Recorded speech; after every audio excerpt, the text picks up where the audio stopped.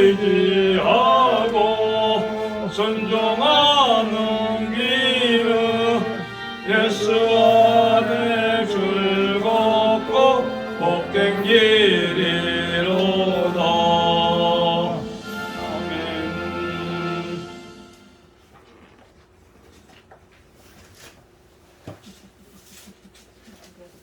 아멘. 415장 찬양.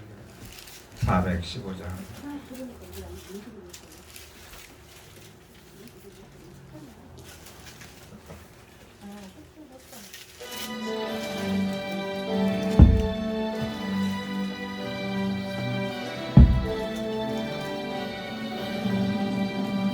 없이 살 수 없는 죄인의 구주여, 거비한 보의 피로 날 구속하시니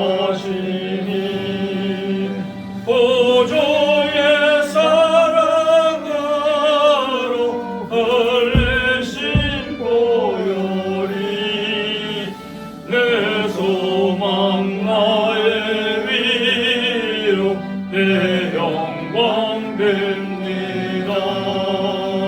저 없이 살 수 없네 나 혼자 못 서리. 힘없고 부족하며 지혜도 없으니 내 주는 나의 생명 또 나의 힘이라.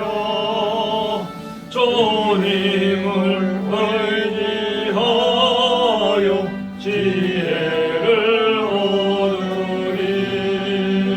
저 없이 살 수 없네 내 주는 하신다.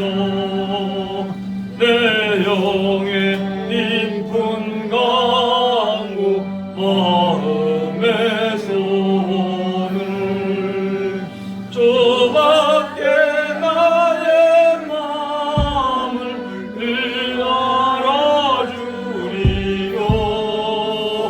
내 마음을 위로하사 영원케 하시네.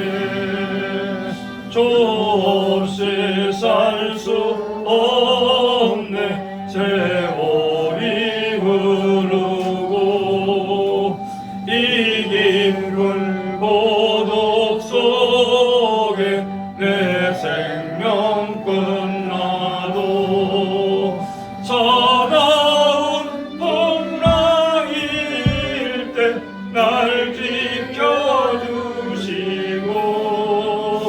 내 곁에 계신 주님 늘 힘이 되시네. 아멘.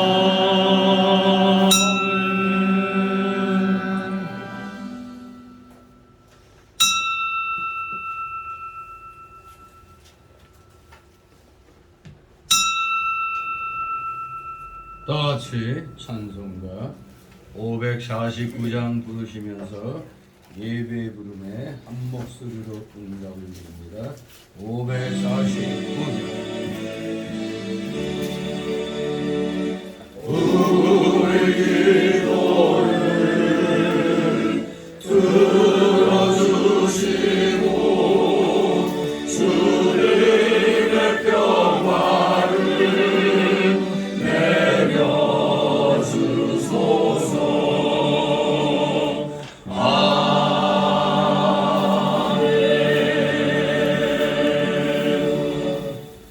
다같이 묵도 드립니다. 천히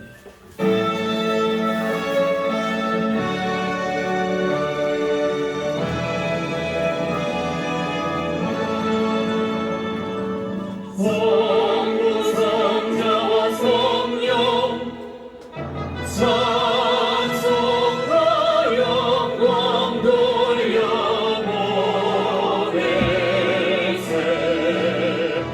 내 떨어지는 가정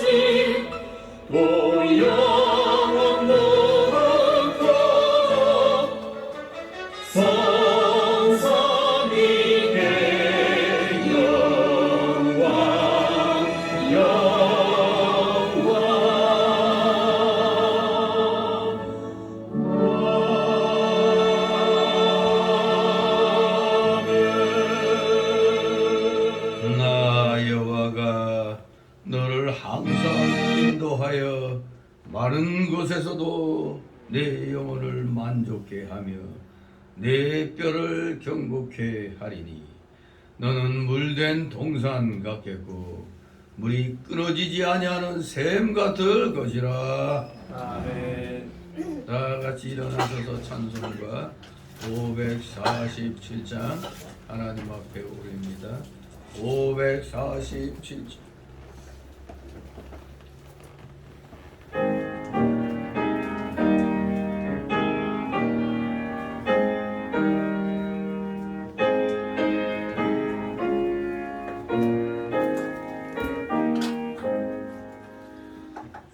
진리와 생명 되신 주, 이 몸을 바치옵니다.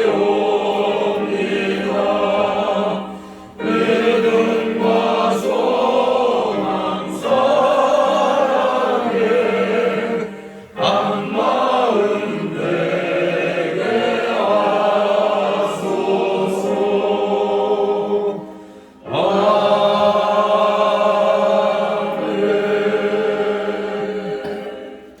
다 같이 교동문 36번 읽도록 합니다. 성경 찬송가 맨뒤 교동문 나오죠. 36번 이사야 40장 1번 제가 먼저 읽습니다. 교동문 36번 외치는 자의 소리여 가로되 너희는 광야에서 여호와의 길을 예비하라. 사막에서 우리 하나님의 들을 청청케 하라. 벌자기마다 도두어지며 산마다 작은 산마다 낮아지며 고르지 않은 곳이 평탄케 되며 험한 곳이 평지가 될 것이요. 여호와의 영광이 나타나고 모든 육체가 그것을 함께 보리라. 대저 여호와의 일이 말씀하셨느니라. 말하는 자의 소리여 가로되 외치라. 대답하되 내가 무엇이라 외치리까. 가로되 모든 육체는 불이요 그 모든 아름다움은 그의 꽃과 같으니 다 같이 푸른 마르고 꽃은 시리라. 우리 하나님의 말씀은 영영이 소리라. 아멘. 다 같이 사도신경으로 우리의 신앙 하나님 앞에 고백드립니다.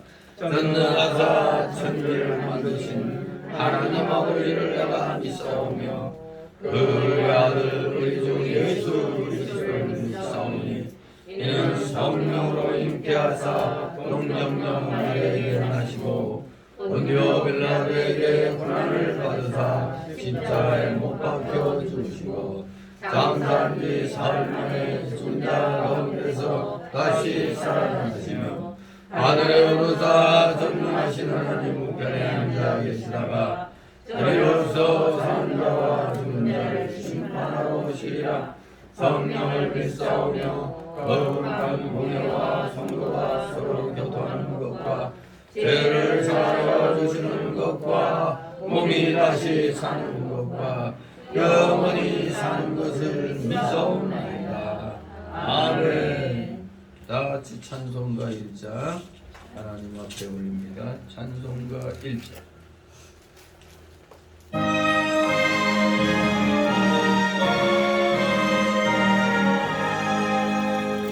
만복의 구원 하나를 온 백성 찬송 드리고 서천사여 찬송하신 찬송 성도 성자 성령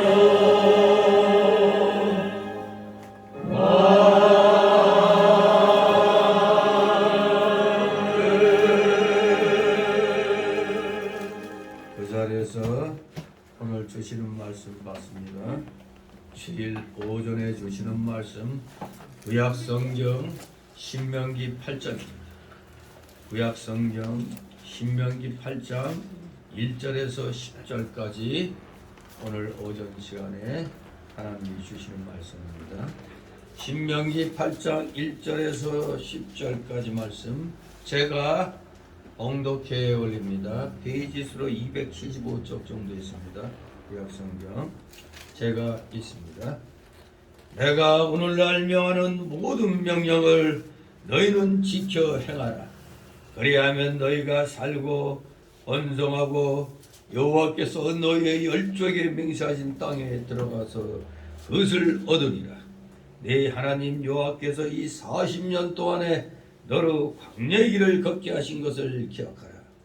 이는 너를 낮추시며 너를 시험하사 네 마음이 어떠한지 그 명령을 지키는지 아니 지키는지 알려 하심이라.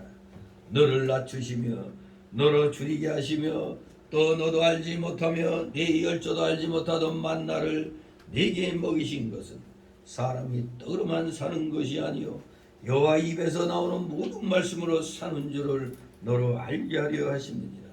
이 40년 동안에 네 의복이 헤어지지 아니하였고 네 발이 부르지 아니하였느니라. 너는 사람이 그 아들을 징계함같이 내 하나님 여호와께서 너를 징계하시는 줄 마음에 생각하고 내 하나님 여호와의 명령을 지켜 그 도를 행하며 그를 경외할지니라. 내 하나님 여호와께서 너로 아름다운 땅에 이르게 하시나니 그곳은 골짜기에든지 산지에든지 시내와 분천과 샘이 흐르고 밀과 보리의 소산지요 포도와 무화과와 석류와 감람들의 나무와 꿀의 소산지라. 너의 먹는 식물에 결핍함이 없고 내게 아무 부족함이 없는 땅이며 그 땅의 돌은 철이요 산에서는 동을 캘 것이라. 다같이 10절 내가 먹어서 배불리고 내 하나님 여호와께서 옥토로 내게 주셨음을 인하여 그를 찬송하리라. 아멘. 모두 제자리에 앉아 주시 바랍니다. 이 시간 하나님 앞에 목회기도 올립니다. 기도드립니다. 사람이 떡만 사는 것이 아니요 여호와 입에서 나오는 모든 말씀으로 사는 줄을 너로 알게 하려 하심이라 말씀하신 거룩하시며 전지전능하신 하나님 아버지, 사랑하시는 자녀들이 이 땅에 이 광야 같은 이 세상에서 무엇 때문에 살아가고 있는가를 오늘 말씀을 통하여 잘 깨닫도록 저희들에게 가르쳐 주실 것을 감사드리며 이 시간 사랑하시는 자녀들 마음과 뜻과 정성을 모아 주님께 감사와 찬송과 영광과 존귀를 드리오니 주님 홀로 받으시옵소서. 놀랍고도 크신 주님의 대속의 사랑이 아니었더라면 우리가 어찌 천국의 낙을 누릴 수 있겠습니까? 어떻게 하나님 자녀라고 말할 수 있겠나이까? 감사드립니다. 영원한 지옥 자식에서 천국 자식으로 저희들 보내주셨사오니 우리 모두 오직 신명기의 말씀대로 명령을 지켜 행하는데 최선을 다하며 일생을 살아가도록 노력하는 저희 모두 되게 하여 주시옵소서. 감사를 드립니다. 저희 모두 주님의 십자가 은혜로 구원받았건만 아직도 우리 속에는 옛사람의 속성이 많이 남아있어서 그 부패성과 완악성과 그 죄악성과 그 연약성이 구원받은 우리지만 자꾸 마귀의 그 유혹시험에 빠짐으로 말미암아 거듭난 세 사람의 형이 하나님의 말씀대로 온전하게 성장해 나가지 못하는 일이 우리의 인생살이 중에 왜 이렇게 많이 일어나고 있는지 참으로 우리의 이 부패성, 이 완악함 참으로 날마다 쳐서 복종시키는 훈련 최선을 다하여 행하는 자들 다 되게 하여 주시옵소서.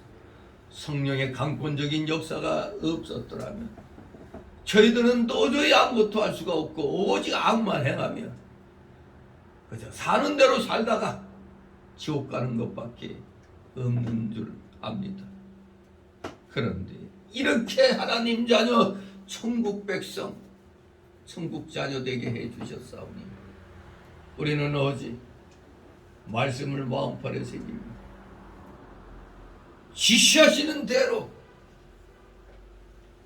행함으로 말미암아 그저 말로만 믿음 하지 않게 하여 주시고 행함으로써 우리의 믿음을 삶 속에서 증거해 나가는, 그리하여 예수 그리스도의 향기를 날리는 데 부족함이 없는 우리 모두 되게 하여 주시옵소서. 참으로 세상은 말씀하시는 대로 광야 같은 그런 세상입니다. 이스라엘 민족이 광야 40년 동안 수많은 연단을 받은 것처럼 우리도 이 인생을 살아가는 동안 너무나 많은 연단을 받으면서 살아가고 있습니다. 이것을 깨닫고 있는 자들이 진정한 양이요 염소가 아닌 줄 압니다. 그저 깨닫지 못하고 조그마 힘든 일이 생겨도 원망 불평하는 것은 아직 염소 새끼에 불과하다는 걸 우리는 알아야 되겠습니다. 성령의 강권적인 역사 속에 예수님이 나의 구주로 믿어지는 그 역사 속에서 우리는 진정한 하나님의 자녀, 양의 새끼로서 진실로 하나님의 영광을 드러내는데 최선을 다하는 아름다운 삶을 살게 되는 줄 믿습니다. 세상이 아무리 어지러워도 우리는 우리의 갈 길을 가야 되는 줄 압니다. 내일 당장 세상의 종말이 온다 할지라도, 세계 3차 세계대전이 일어난다 할지라도 우리는 분명히 약속의 말씀을 알고 있기에 주님이 재림 전까지는 이 세상이 망할 수 없다는 것, 그저 우리 인생들이 힘든 삶을 살게 된다는 것 외에는 바뀌는 것이 없는 줄 압니다. 그러나 주님이 재림할 때 그때는 심판주로 오시기 때문에 이 세상은 완전히 천지개벽이 일어나는 그런 일들이 일어나게 될 줄 믿습니다. 그런데도 우리는 오늘날 자그마한 일에도 왜 이렇게 마음을 졸이고 불안해하는지요. 이것이 다 아직도 많이 남아있는 옛사람의 그 속성 때문에 그러는 줄 믿습니다. 진실로 이 세상이 코로나라는 바이러스로 인한 그 팬데믹으로 그야말로 온 세계가 정신없이 2년이 흘렀고 이 대한민국이라는 땅덩어리에서도 교묘하게 또 코로나를 이용한 정치방역으로 특히 우리 기독교계가 막대한 피해를 입었습니다. 1만여 개의 교회가 사라지고 100만 명 이상의 교인들이 세상을 향하여 나갔습니다. 우리가 전도하기 위하여 세상으로 나가야 되는데 교회에 시험이 들어서 또 믿음 생활에 염증을 느끼고 나간 이 어리석은 사람들, 그들은 양의 새끼가 아니라 염소의 새끼였기 때문에 나가고 또 나간 줄 믿습니다. 진정한 양의 새끼라면 그 어떠한 상황이 우리를 엄습해 온다 할지라도 결단코 주님을 배신하는 그런 일은 할 수가 없는 줄 압니다. 우리 성교회 성도들, 비록 적은 수지만 여기 남아 예배드리는 사랑하시는 자녀들, 아버지 이들을 기억하여 주옵시고 이들의 가정과 하는 모든 일에 있어서 하나님의 복이 차고 넘치기를 소망합니다. 진실로 사랑하시는 자녀들, 어려움 속에서도 굳건히 믿음 지켜오고 있습니다. 또 우리 성교회 성도들처럼 이 대한민국의 많은 올바른 기독교인들은 코로나 환난 속에서 참으로 공산주의의 그 망령들 그 광란의 춤 속에서도 열심히 믿음을 지키며 악과 싸워 오늘의 이 시간까지 이른 줄 압니다.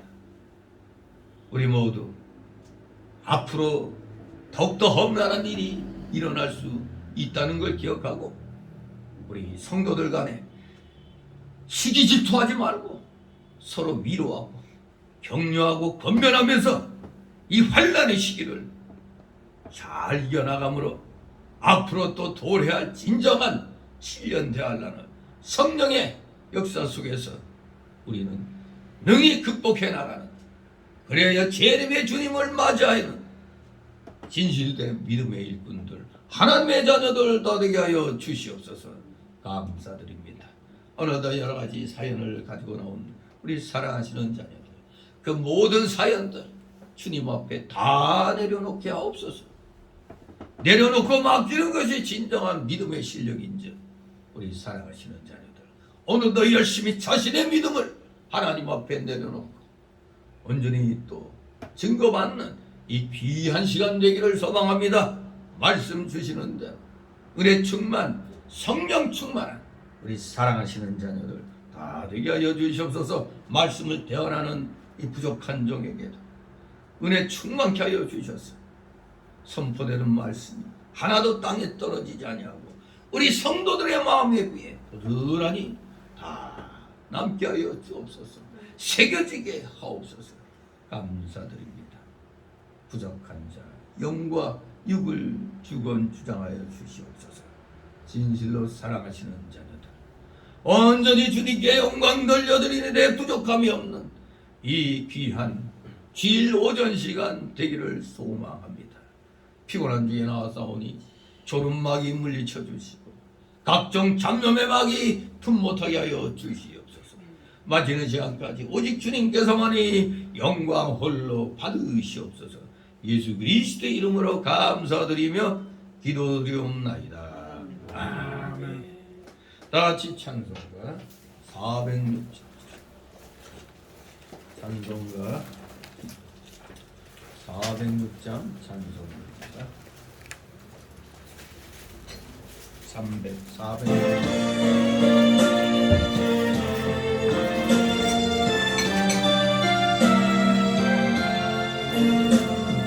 내 맘이 낙심되며 근심에 눌릴 때 주께서 내게 오사 위로해 주시네. 가는 길 캄캄하고 괴로움 많으나 주께서 함께하며 내 짐을 지시네. 그 은혜가 내게 족하네. 그 은혜가 족하네. 이 괴로운 세상 지날 때 그 은혜가 족하네. 비만이 사라지고 친구날 걸을 때 주에게 속삭이며 새 희망 주시네. 싸움이 맹렬하여 두려워 떨 때에 승리의 왕이 되신 주 음성 들리네. 그 은혜가 내게 족하네. 그 은혜가 족하네. 이 괴로운 세상 지날 때 그 은혜가 족하네. 번민이 가득 차고 눈물이 흐를 때 주 나의 곁에 오사 위로해 주시네. 환란이 닥쳐와서 어려움을 당할 때 주님의 능력 입어 원수를 이기네. 그 은혜가 내게 족하네. 그 은혜가 족하네. 이 괴로운 세상 지날 때 그 은혜가 족하네. 아멘. 주님의 이름으로 여러분을 환영합니다. 네, 오늘 이 말씀 참 중요한 말씀입니다. 뭐 성경 말씀 중요하지 않은 거 없지만 오늘 특별히 이 세상 어려움 속에서 살아가고 있는 우리 인생들에게, 특히 우리 성도들에게 다시 한번 왜 인생 이 힘들게 우리는 살아가야 되는가, 이것을 다시 한번 우리가 잘 깨달아서 궁극적으로 우리에게 복 주시기 위해서 그렇다는 것을 우리는 알아야 되겠습니다. 안 믿는 사람들도 세상에서 말 많이 하잖아요. 고진감래라, 고생 끝에 낙이요, 그렇게 얘기했잖아요. 근데 우리 예수 믿는 사람들은 그 어려운 한자어 사자성어 고진감래라 말 쓰지 않아도 로마서 8장 18절에 말씀하고 있잖아요. 생각한데 현재 고난은 장차 받을 영광과 좋게 비교할 수 없다고 그랬습니다. 뭔가 이 세상 믿지 않는 사람들도 뭔가 이 인생은 괴로운 것이나 그래도 고생 끝에 뭐 좋은 일이 생긴다, 이런 희망을 갖고 있는 게 알고 보면 성경에서 말씀하고 있는 겁니다. 자신들이 거기에 해당은 되지 않지만 오직 우리 성도들만 해당이 되잖아요. 하나님의 영광에 우리가 참여하기 위해서 지금 잠시 고난을 받는 건데, 세상 사람들은 그저 막연하게 고생 끝에 낙이 온다 이겁니다. 진정한 낙이 무엇인지 우리는 다시 한번 말씀을 통해서 우리 자신들을 살펴봐야겠습니다. 오늘 제목은 여호와의 복을 기억하라, 첫 번째입니다. 두 번째는 이제 오후 시간에 이어서 하겠는데, 여호와의 복을 기억하라. 우리 인생들은 좋은 일은 많이 있기를 소망하죠. 나쁜 일은 없기를 소망합니다. 당연한 거죠, 지극히.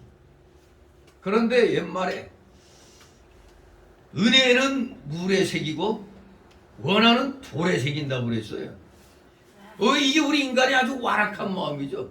아니, 은혜를 돌에 새겨야 되는데 거꾸로 원한을 갖다 돌에 새기고 은혜는 물에 새겨. 그 물에 새기면 흘러가 버리잖아요.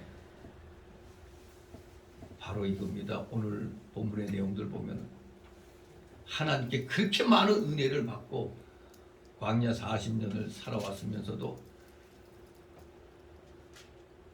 그 구세대 사람들은 그저 틈만 나면 뭐 했어요? 원망하고 불평했던 것입니다. 그런 사람들이 결국에는 광야 40년 동안 다 죽었어요.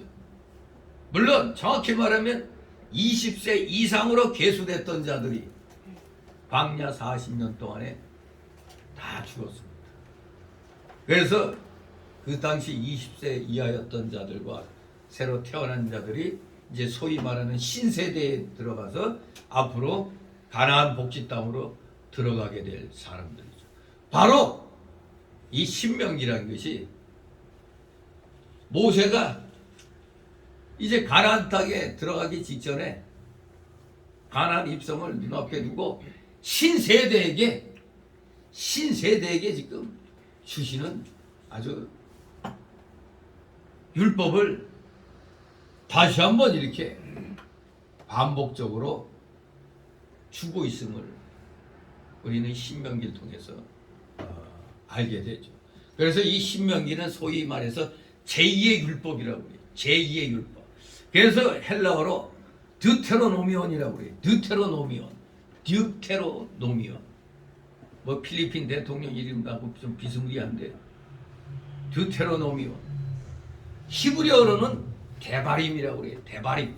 말씀들이라고 합니다. 말씀들. 데바림. 드테로노미온은 헬라어로 제2의 율법이라고 그러죠. 아무튼 이 신명기 모세오경의 마지막 책이죠. 창세기, 출애굽기, 레위기, 민수기, 신명기.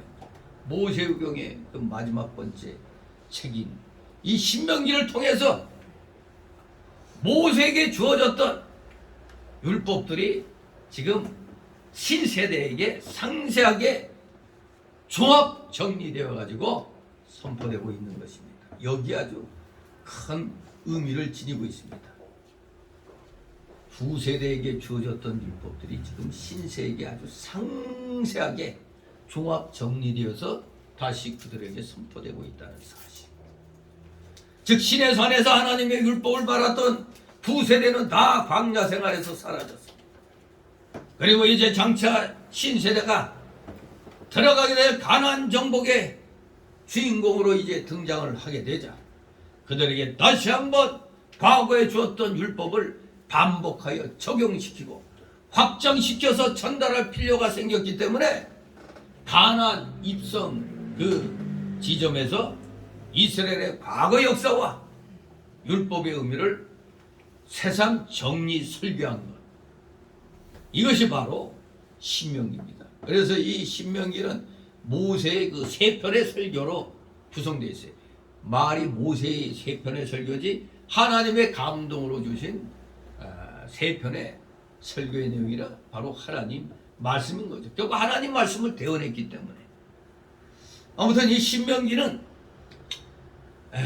율법에 익숙지 않은 신세대에게 제3 율법을 교육함으로써 약속의 땅을 차지할 성숙된 백성의 자질을 구비하게 하기 위함입니다. 과거 구세대의 쓰라린 경험을 상기시킴으로써 순종의 중요성을 강조하기 위해서 이 신명기를 기록하도록 했던 것입니다. 참으로 이스라엘 백성이 마침내 약속의 땅 가나안을 눈앞에 딱 보게 됩니다. 바로 그 땅에 진입하기 직전 모압 광야에서 진치고 있을 때 모세가 그들에게 행한 세 편의 설교로 구성이 되어 있는 겁니다. 첫 번째 설교가 1장 1절에서 4장 43절까지. 여기에는 지나간 역사의 중요한 사건들을 소개해서 택한 백성에 대한 하나님의 섭리를 설명하는 겁니다. 첫 번째 설교 4장 43절까지. 근데 두 번째 설교에서는 4장 44절에서 26장 19절까지. 여기에서는 이스라엘 향한 하나님의 사역이 역사 서술 방법으로 기록된 첫 번째 설교에 비해서 이 두 번째 설교는 율법의 그저 중요한 내용들이 종류별로 정리된 법전적인 양식을 지녔습니다. 뭐가? 이 모세의 두 번째 설교다. 즉 택한 백성이 지녀야 할 순수성의 척도가 하나님이 이스라엘에게 바라는 것이 이것이다 라는 형식으로 주어진 것입니다. 그리고 세 번째 설교는 27장에서 34장까지 이제 마지막 세 번째 설교가 되죠. 거기에는 이제 죽음을 눈앞에 둔 모세가 자신의 생이 마친 후에 전개될 역사를 예언적인 어투로 전달을 하는 것입니다. 즉 모세는 이스라엘이 가까운 장래에 경험할 축복과 저주, 그리고 먼 장래에 일어날 포로 사건과 귀환을 예견한 것이 세 번째 설교입니다. 물론 이 마지막 세 번째 설교에는 여호수아의 후계자 임명과 모세의 고별사, 모세의 장사 등의 그 역사적 사실 또한 삽입되어 있습니다. 참으로 이 신명기서 새로운 세대에게 지나간 세대의 잘못을 범하지 말라고 경고하면서 순종하면 복이요, 불순종하면 징계다, 심판이다, 이것을 가르쳐주고 있는 겁니다. 한마디로 이 신명기의 대주제는 이겁니다. 하나님을 사랑하고 하나님의 계명을 지켜 행하라 이겁니다. 하나님의 계명을 지켜라가 아니라 그걸로 끝나면 안 돼요. 지켜 행하라는 겁니다. 바로 이것이 신명기서의 대주제입니다. 이 대주제 밑에서 모세는 계속하여 이스라엘 신세대들에게 하나님의 말씀으로 권면하고 또 훈계하면서 혹은 경고하면서 이 귀한 메시지를 대언하고 있는 겁니다. 그 중에서 이 신명기 8장은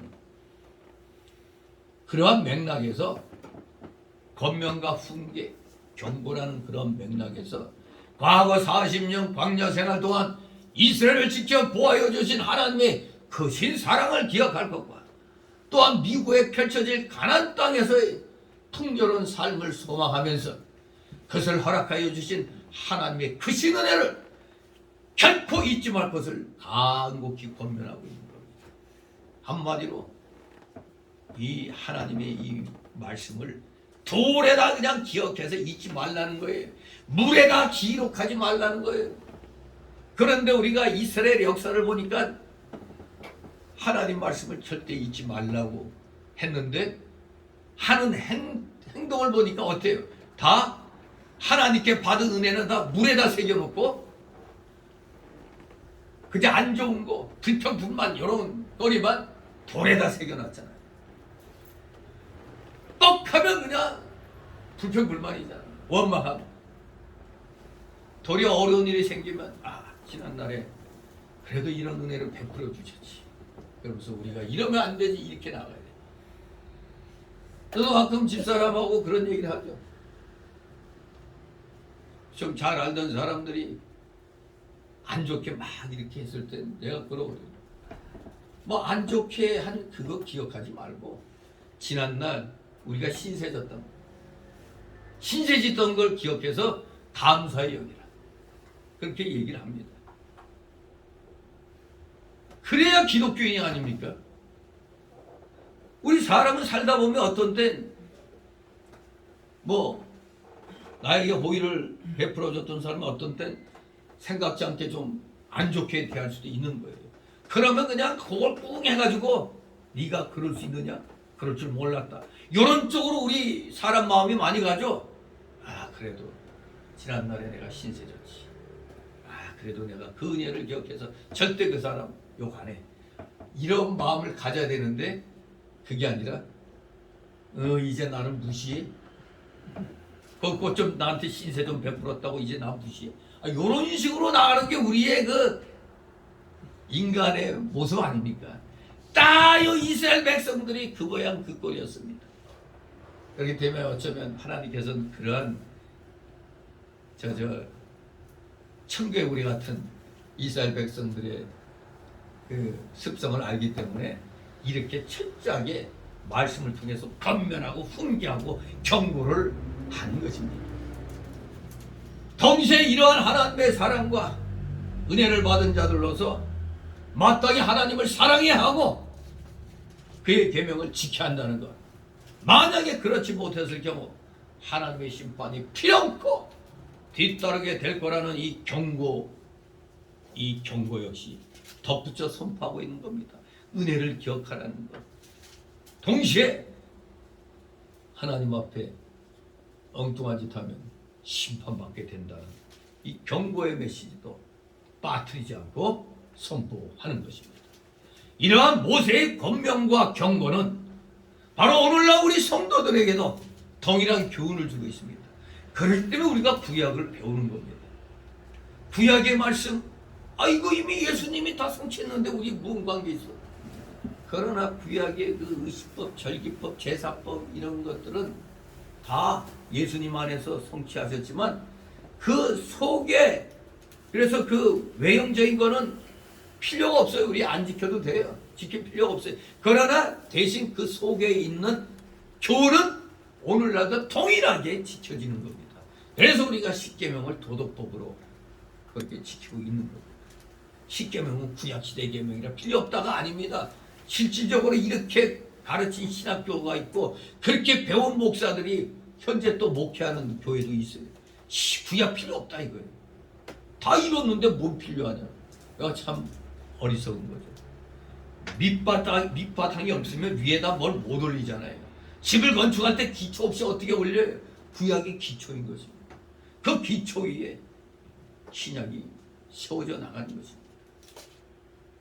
진실로 오늘 우리에게도 여전히 동일한 교훈을 주고 있는데, 첫째, 성도는 과거, 현재, 미래 그리고 생사화복을 사랑과 은혜로 주관하시는 하나님의 품을 떠나서는 잠시도 살아갈 수 없다는 사실.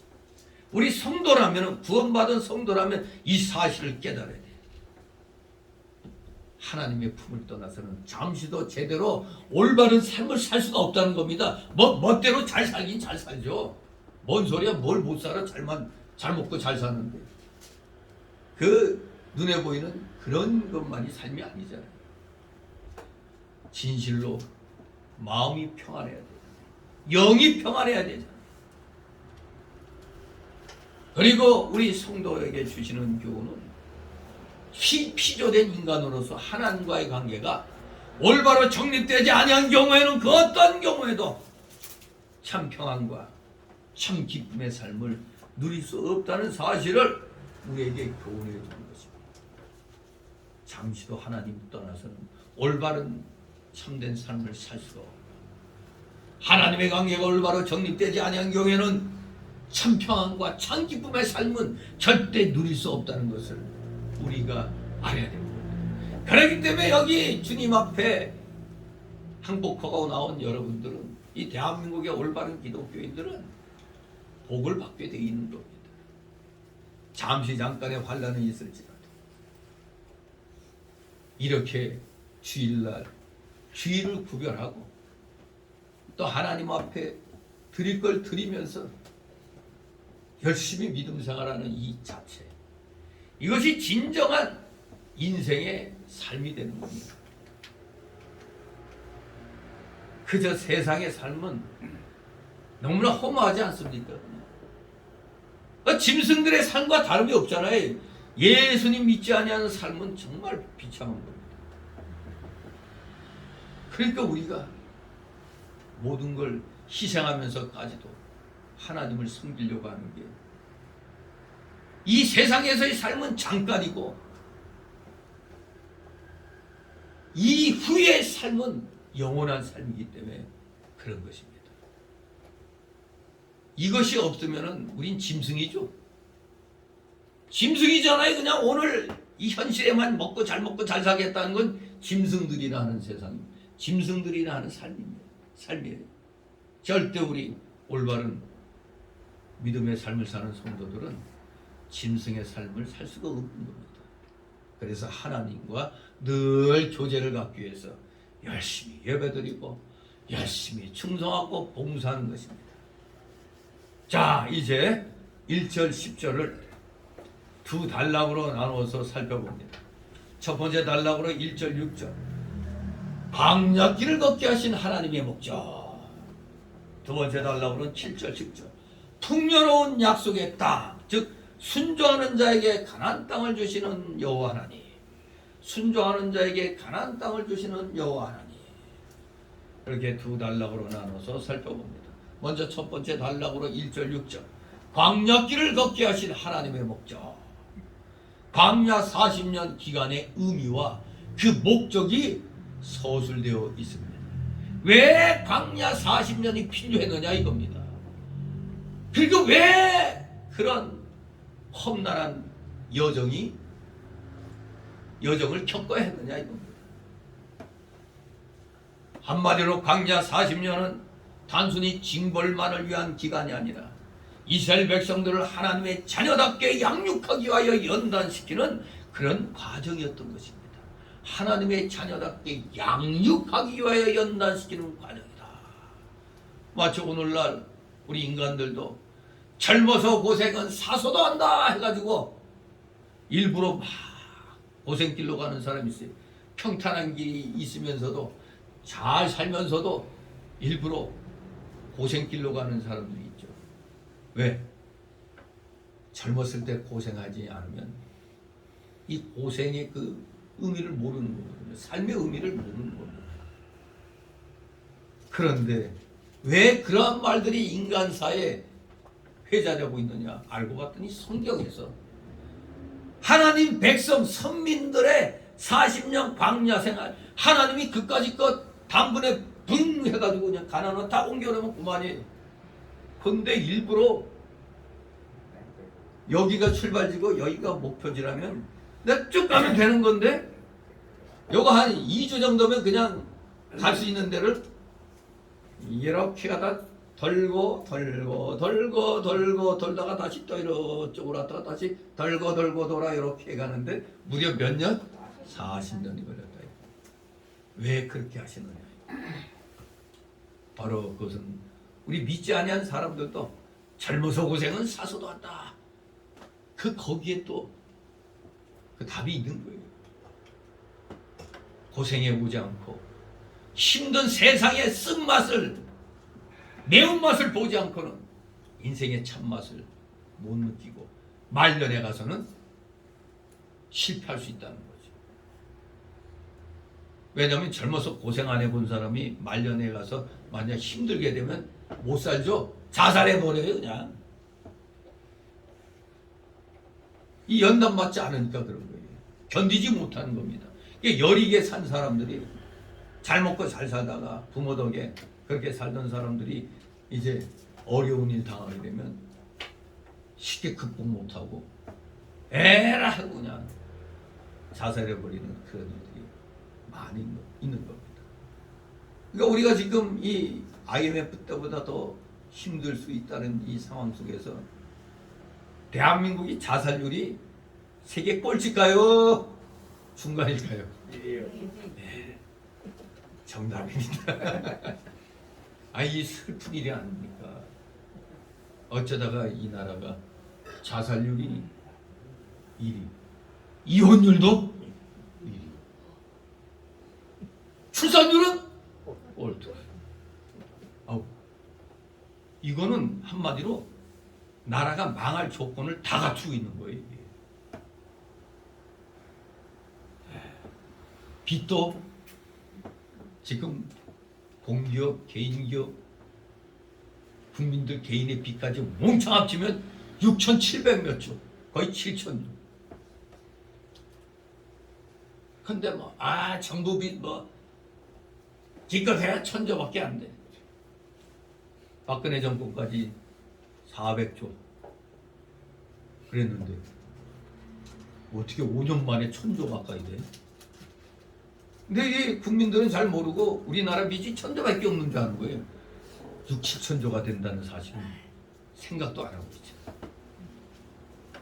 한마디로 우리 국가의 그 흥망사를 볼 때 딱 멸망하게 될 그러한 분위기를 다 갖추고 있는 겁니다. 그러나 우리 6.25 때도 거의 대한민국이 소멸될 일보 직전에 세계 역사에 없는 일이 일어났잖아요. 유엔군이 이 나라를 지키려고 파견됐다는 이 놀라운 사실. 즉 유엔이 2차 세계대전 후에 결성되고 난 다음에 이렇게 17개국이 정말로 이 대한민국 지키려고 와르르 이렇게 몰려온 적은 없어요. 이제 기적 같은 일이죠. 그 유엔이 결성되기 전까지 세계 꼴찌 국가였던 대한민국이 120몇 개국에서 거의 뒤에 있던 대한민국이 지금 10위권이라는 게 이게 말이 됩니까? 이게 기적이죠, 기적. 아무튼 젊어 고생은 사서도 한다는 세상 말은 결국에는 우리 하나님께서 이스라엘 백성들, 선민 하나님의 특별 백성 이스라엘 백성들을 40년 동안 일부러 뺑뺑이 돌려서 죽어라는 상황을 다 겪게 한 다음에 가나안 복지로 딱 들어가게 하시는데 바로 이제 그 시점에서 신세대들을 향하여 지금 말씀을 선포하는 겁니다. 그 광야 40년은 이스라엘 백성들을 하나님의 자녀답게 양육하기 위한 하나님의 연단시키는 과정이었다는 것을 신세대에게 분명히 선포하는 겁니다.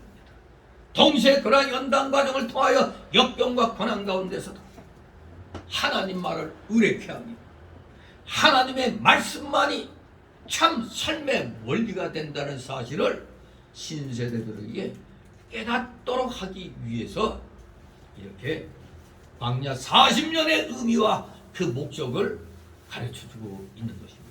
교육이 이렇게 중요한 겁니다. 역사 교육이 이렇게 중요한 거예요. 정말 우리가 지금 우리 민족 입장에서 딱 이스라엘 민족 보면 광야 40년은 그야말로 사실 창피한 불순종의 역사잖아요. 근데 우리 한민족의 역사 어디다 갖다 놓고 그냥 외국 사람들한테 이런 자랑은 하지 마세요. 우리 민족은 한 번도 다른 민족을 침략한 적이 없는 평화의 민족이다. 창피한 줄 알아야 돼. 이거 침략하지 않은 대신 어떻게 했다고? 거의 뭐 2, 3년에 한 번꼴로 침략당하는 그런 나라였어요. 그리고 우리 입으로는 절대 다른 나라를 침략한 일이 없다는 말 절대 하면 안 돼요. 왜? 그런 말 하면 저 북쪽에 옛 고구려는 대한민국이 아니고 우리나라 한민족의 무대가 아니고 중국 놈들의 무대였다는 걸 인정하는 거예요. 동북 공정이 목에서의 중국 놈들이 저 고구려도 다 자기들의 그 중국의 속국이었다 이거예요. 그런데 거기서 고구려가 그러면 한 번도 다른 나라 침략 안 했어요? 고구려는 그야말로 북방 민족들과 맞서가지고 그냥 뭐 몽골도 치고 그냥 이 당나라로 치고 그러면서 그냥 성장하고 나중에 뭐 망해서도 다시 발해라는 해동성국이라는 거대한 저 연해주까지 그냥 다 차지하는 그런 위협을 이룬 그런 민족이었던 겁니다. 그런데 한 번도 침략한 일이 없어. 그러면 우리 결국 백제 신라 그거밖에 안 된다는 거예요. 우리 민족은 백제 신라밖에 없다는 얘기예요. 그러니까 여러분, 그래서 역사를 모르면 당하는 겁니다. 제가 전에도 얘기했죠. 우리 한국 서울대생인가 누가 이제 중국에 뭐든지 공부하러 갔는데 어느 날 그 중국 교수가 동북 공정에 대해서 얘기를 하더라는 거예요. 자기가 이 항구에서 온 유학생인 거 생각지도 않고 유학생이 있는 줄도 모르고 동북 공정에 대해서 막 하는데 다 중국에 다 속국으로 이렇게 역사적으로 그걸 만들어 놓기 위해서 하는 거라는 걸 얘기를 하더라는 거예요. 그러니까 가짜 역사를 만들어 가지고 가르친다는 거예요. 그러니 우리가 역사를 바로 알지 못하면은 우리 신앙생활 똑바로 못합니다. 하나님이 이 세상 줄로 재워준 구역이 있듯이 이 세계를 수백 개의 나라들로 민족으로 이렇게 나눠 놓으셨잖아요. 그만큼 각자 소속된 데서 최선을 다하여 살도록 하나님이 이렇게 만들어 놓으신 겁니다. 참으로 우리 민족의 역사는 이 광야 40년과 거의 비스무리해요. 여러분 그 상식으로 여러분 가시네라는 말이 무슨 말인지 아세요? 가시네 어디 방언이에요? 경상도 방언이죠? 전라도에서도 가시네라고 그래? 경상도 방언 알고 있는데 산에 가시네 그러죠? 가시네 어원이 뭔지 아세요? 가짜 사내라는 거예요. 가짜 사내. 임진왜란때 생긴 말이래요. 이충근 박사의 국제정치학에 대해서 유튜브 통해서 이제 한번 강의를 한번 들어봤는데 임진왜란 때 경상도 지역부터 왜군이 침략해 들어왔잖아요. 그러니 뭐 여자들 그냥 닥치는 대로 그냥 겁탈하니까 여자들을 남장을 시킨 거예요. 그러니까 이제 왜군들이 이제 나중에 이 가짜 사내들이 그래서 가시네 그런 말이 생겼다는 거예요. 우리 비참해. 임진왜란 때 별의별 말이 다 생긴 거예요. 밤새 안녕하셨습니까? 뭐요? 밤새 안녕치 못한 일이 많아. 진지 잡수셨어요? 우리 어릴 때 어른들 보면 꼬박 인사하면서 진지 잡수셨습니까? 그 비참한 거예요. 밤새 안녕하셨습니까? 안녕 못했기 때문에 그래. 밤새 무슨 일이 일어났지. 이 정말 비참한 거예요. 비빔밥도 그때 생겼다는 얘기가 있어요. 급하잖아. 섞어서 얼른 후닥닥 먹어야지. 이게 인사말에 그 나라의 그 역사가 민족성이 배어 있는 겁니다. 우리나라 정말 안녕하세요. 우리 시비 걸 때 그러죠. 왜? 안녕해서 뭐야? 떴냐? 내 안녕 못하면 좋냐? 막 이러면서.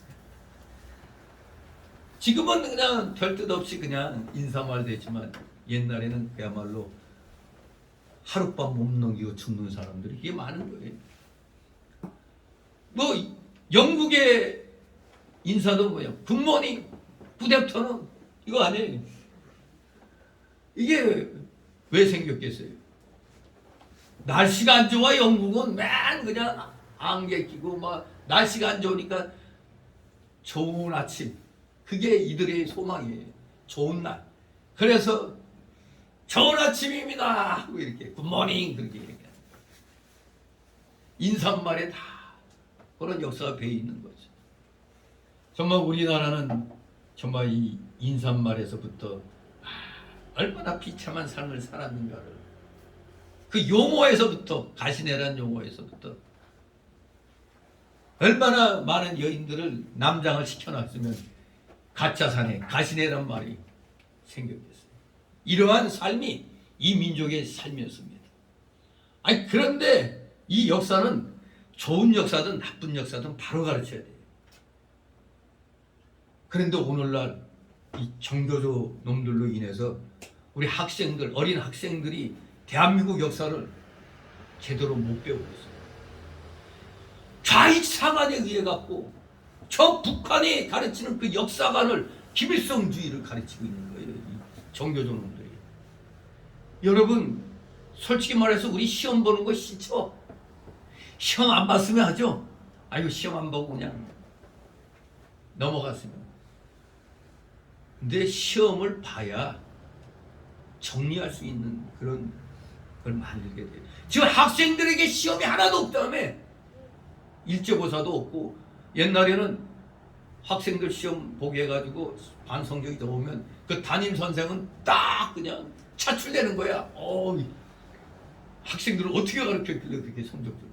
그럼 선생들은 거기에 뿌듯해가지고 어떻게든 애들을 그냥 가르치잖아요. 그냥. 근데 이놈의 정교조 이놈 씨들은 그냥 세워라 내워라 해가면서 그냥 저 빨갱이 역사관을 가르치니 이거 되겠습니까? 그러니 이런 것을 한탄만 할 게 아니라 우리나라의 기독교 신자가 3분의 1인데 4분의 1인데 교회에서 목사들이 부교육자들이 이 나라의 역사를 바로 가르쳐야 되는 거예요. 그래서 학교에서 못 가르치니까 목회자들이 교육자들이 가르쳐야 되는 거예요. 그런데 문제는 이 교육자들에게도 문제가 있는 거예요. 젊은 교육자들은 또 정교조에게 배운 세대라 이 국가관이 잘못되어 있어. 역사관이. 또 목사들 중에도 역사 공부를 제대로 안 하는 사람들이 꽤 많아. 이러니 안타까운 거죠. 그러니 모세가 이 신세대를 앞에 두고 이 구세대의 그 상황을 가르쳐주지 않으면 얘네들도 들어가서 망할 거거든. 심판받아 망할 거니까 경고까지 이렇게 해주면서 가르쳐주는 겁니다. 하나님만을 의뢰하라. 어떠한 사건, 역경, 환난, 고난이 온다 할지라도 하나님을 의뢰하고 하나님 말씀만이 참 삶의 원리다. 너희들의 삶의 인생의 원리가 된다는 걸 깨닫도록 하기 위해서 복지 땅으로 들어가기 전에 이렇게 마지막으로 모세로서는 마지막 설교가 되는 거예요. 죽음을 눈앞에 두고 있습니다. 모세는 이 진리를 그야말로 부성애적인 하나님의 사랑으로 이스라엘 백성들에게 이해시키고 있는 겁니다. 신세대들에게 이해시키고 있는 거예요.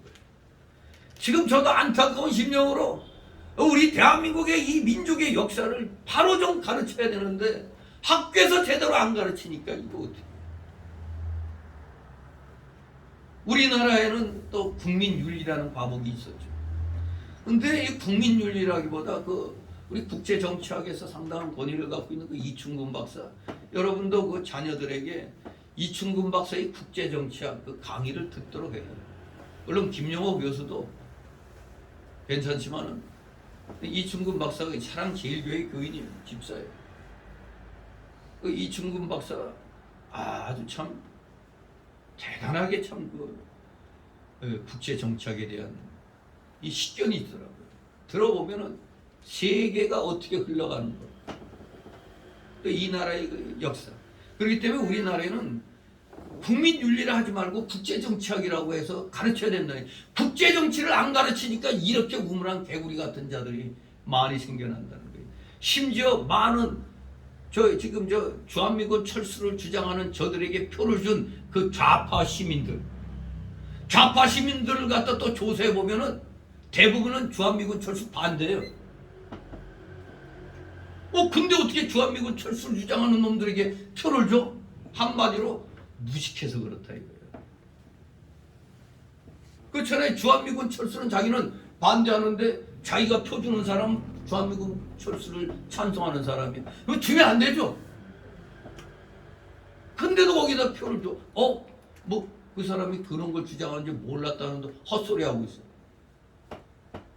그만큼 그냥 감정에 그냥 휙휙 넘어간다는 거예요. 이 대한민국 국민들이. 그러니까 이 이성적인 사고방식이 약하다는 거예요. 한마디로 무지하다는 겁니다. 그래서 학교에서 국제 정치학을 배워야지. 얘기 들어보면 우리나라의 학생들이 불쌍한 것 같아요. 저도 몰랐는데 국제 정치학에 대한 학위를 가지고 온 사람들이 별로 없대요. 국제 정치학 전공도 안 한 사람들이 와가지고 외국에서 학위 따갖고 와갖고 우리나라에서 국제 정치학을 가르친다는 거예요. 막 이름은 말 안 하겠다고 하는데 그런 겁니다. 지금 우리나라가 왜 이 모양이 옷걸이 됐느냐? 지금 이게 국제 정치학에 대해서 배우지 못했기 때문에 그래요. 한마디 우리나라 역사에 대해서 똑바로 못 배웠기 때문에 그래요. 그러니까 우리는 앞으로 우리 후손들에게 우리 역사를 바로 가르쳐야 돼요.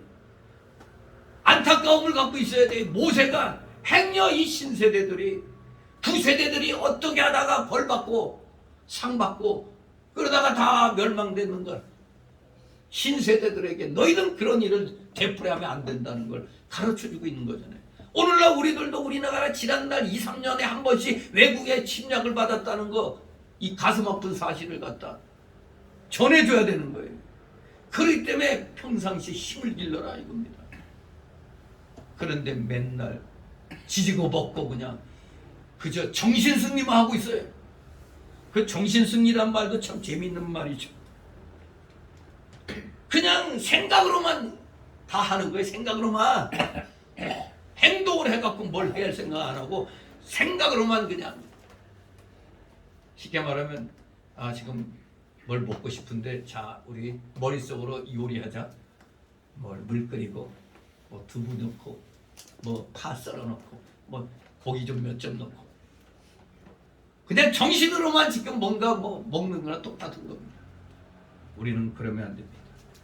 우리도 여러분들도 우리의 후세대들에게 모세와 같은 이러한 마음 자세로 하나님의 말씀을 가르쳐야 돼요. 하나님의 말씀을 무시하는 무지한 자들이 너무나 많이 일어나고 있잖아요. 오죽하면 이따위 코로나 별것도 아닌 거에 물론 죽은 자들이 많이 있습니다. 6.25 동란 이후에 이렇게 많은 사람이 죽는 건 처음이래. 근데 저는 그 내용들을 쭉 살피면서 뭘 느꼈느냐. 이놈들이 우리 나이든 60대 이상의 나이든 사람들을 빨리 죽게 하려는 수작이었구나. 절대 3차까지 맞았어도 4차는 절대 맞으면 안 되는 거예요. 맞으면 맞을수록 면역력이 약해지는 거예요. 그리고 그 약을 그 제약해서 주는 약을 먹지 않으면 살 수 없는 상황이 되는 거예요. 이 참 안타까운 일이죠. 이러한 사실을 우리가 똑바로 우리 후세대에게 가르쳐 줘야 돼요. 이 무지한 자들이 코로나를 이용해 가지고 우리 기독교인들을 또 얼마나 목을 조였어요. 그러니 그 가짜 정치 망령 노름에 1만 개의 교회가 사라져 버렸어요. 100여만 명 교인들이 떠났다고 그러잖아요. 우리 교회만 해도 그냥 코로나가 무서워 해가지고 안 나오는 사람들 있잖아요. 그러니 대형 교회는 말할 것도 없는 거죠. 아무튼 여러분들, 우리 후손들에게 이 모세와 같은 이 심령으로 우리나라의 온전한 역사를 바로 가르치려면 여러분부터가 좀 공부를 해야 되는 거예요. 대한민국 역사에 대해서. 그냥 맨날 노래나 연속극이나 보지 말고 좀 국제 정치학 같은 거 들으시기 바랍니다. 세상이 어떻게 돌아가는 걸 알아야 될 거 아니에요. 예수 믿는 사람들이 전도하려면은 물론 하나님 말씀을 잘 알아야 되겠지만 또 세상 사람들과 얘기를 나누는 중에 아이고 저거 예수만 알았지 세상에 대해서 너무 무지하구나 이런 소리 들으면 안 되잖아요. 세상 사람들보다 우리는 더 세상 지식에서도 뛰어나야 되는 거예요. 그래야 목회자들은 선지자 일을 할 수가 있지 세상 사람들보다도 무식해가지고 무슨 선지자 일을 해요. 특히 오늘날 젊은 사람들이 어떤 이슈 가지고 목회자들에게 물어볼 때 목회자들이 어떻게 할까요? 되게 그런 것은 우리 믿음 생활하면서 그런 거 따질 필요 없어. 그런 거 몰라도 돼. 오직 예수님만 바로 믿으면 돼. 원론은 맞는데 왜 그게 잘못되는가를 얘기해 줘야죠. 잘못되는 거에 대해서는 얘기도 안 해주고 왜? 모르니까 못 해주는 거지. 그래서 목회자부터 교육자들부터 또 성도들부터 안 믿는 사람들보다 모든 면에서 이건 뒤지지 않도록 노력을 해야 우리 후손들에게도 부끄럽지 않게 믿음이라는 유산을 물려줄 수가 있는 겁니다. 맨날 무식하다는 소리 들으면 되겠어요. 다 같이 1절 있습니다. 내가 오늘날 명하는 모든 명령을 너희는 지켜야 하라. 그리하면 너희가 살고 번성하고 여호와께서 너희의 열조에게 맹세하신 땅에 들어가서 그것을 얻으리라. 아멘. 지켜 행하라. 그리하면 너희가 살고. 그렇습니다. 하나님의 계명을 지켜 행하는 것, 이것은 단순한 복의 문제가 아니라 삶과 죽음의 문제입니다. 여러분들은 자신감 있게 선포해야 돼요. 예수 믿을래? 안 믿을래? 믿으면 천국, 안 믿으면 지옥이다. 이거 우리가 전도하는 이 복음 선포는 그야말로 그 사람의 삶과 죽음을 갈라놓는 문제입니다. 무서운 문제예요. 예수 천국, 불신 지옥, 무서운 선포입니다. 삶과 죽음의 문제입니다. 불순종으로 인해 과거 광야 40년 동안 멸절되어 간 그들 부모 세대의 죽음은 그 생생한 반증이었던 겁니다. 하나님 명령에 불순종한 대가는 멸망이었던 겁니다. 하나님의 명령을 지키며 하나님의 허락하신 복된 땅에 들어가 복을 받게 되는 것입니다. 2절 있습니다. 내 하나님 여호와께서 이 40년 동안 너로 광야에 하신 것을 기억하라. 이는 너를 낮추시며 너를 시험하사 내 마음이 어떠한지 그 명령을 지키는지 아니 지키는지 알려 하심이라. 아멘. 광야길을 걷게 하신 것을 기억하라고 그랬어요. 왜 걷게 했느냐? 바로 목적은 너를 낮추시고 시험하기 위해서다. 너를 낮추시면 너를 시험하사 내 마음이 어떠한지 그 명령 지키는지 아니 지키는지 알려고 광야의 길 40년의 광야길을 걷게 했다는 겁니다. 너를 시험하사, 우리 하나님께서는 우리 성도들을 올무에 빠뜨리기 위한 악의적인 시험을 하시는 게 아닙니다. 악의적인 시험, 우리말로는 똑같이 시험이지만 영어로는 템프테이션이에요. 템프테이션, 유혹 시험. 마귀가 주는 시험은 유혹입니다. 유혹 시험, 템프테이션. 전에 여자들 화장품 이름이 템프테이션이라는 게 있었는데 그 화장품 써갖고 누굴 유혹하라는 거예요? 마귀는 유혹하는 겁니다. 성도들을 유혹하는 겁니다. 그런데 더 큰 진리를 깨닫게 하여 마침내 복을 주시고자 하는 선의적인 시험은 바로 하나님이 주시는 시험입니다. 악의적인 시험은, 유혹 시험은 마귀가 주는 거고, 선의의 시험은, 복을 주시고자 하는 선의의 시험은 하나님이 주시는 시험입니다. 그거는 테스트예요. 테스트. 우리 항상 뭐든지 할 때 테스트 해보잖아요. 바로 알고 있나? 시험 보는 거잖아요. 그 사람 어떻게든지 망하게 하려고 시험 보는 게 아니잖아요. 마귀는 망하게 하려고 유혹하는 겁니다. 하나님께서 40년 동안 광야길을 걷게 하신 목적은 첫째, 이스라엘 백성을 낮추기 위함입니다. 사람이 고난을 당하면 인간의 무능을 깨닫게 되고 낮아지게 되는 겁니다. 아이고 내가 이런 것도 못하나, 아이고 이 멍청한 놈하고 스스로 막 무능함을 깨닫게 되잖아요. 두 번째로 광야길을 걷게 하신 목적은 여러 가지 시험으로 인간의 부패성을 드러내어 회개시키기 위함이었습니다.